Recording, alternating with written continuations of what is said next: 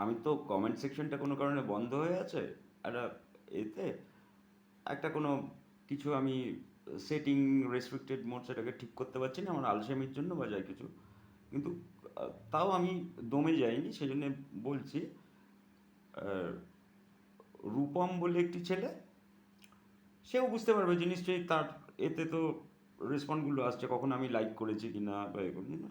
সে Tollywood নিয়ে, না আমি আগেও দেখেছি ও বাংলা ছবি টবি নিয়ে ইন জেনারেলি কথা বলে। আমার বেশ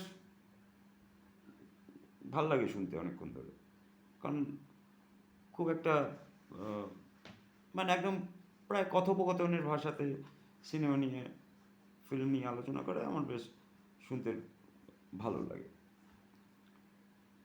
সময় কাটে আর কি ওটা শুনে। আজকে টলিউড নিয়ে ও যেটা বলেছে, বলছে সেটাও আমি কেন অনেকেই শুনেছে। এবার আমি তো টলিউডের অংশ না,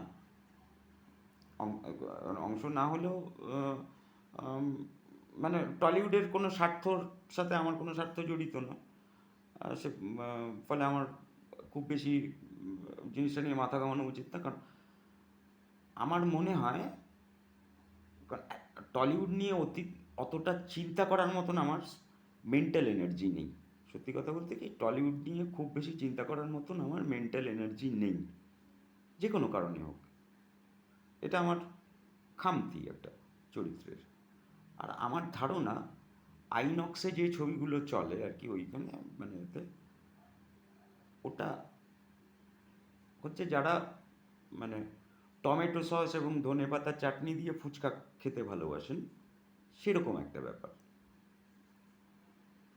যারা টমেটো সস এবং ধনেপাতার চাটনি দিয়ে ফুচকা খেতে ভালোবাসেন তারা আইনক্সে যান। সে অনেক দিনই টলিউডে কাজ হয়, কিন্তু ছবিটা খুব একটা চলে টলে না বলে আমি শুনতে পাই, এবং আমার ধারণা তাই টলিউড নিয়ে খুব চিন্তা করার আমার মেন্টাল এনার্জি নেই।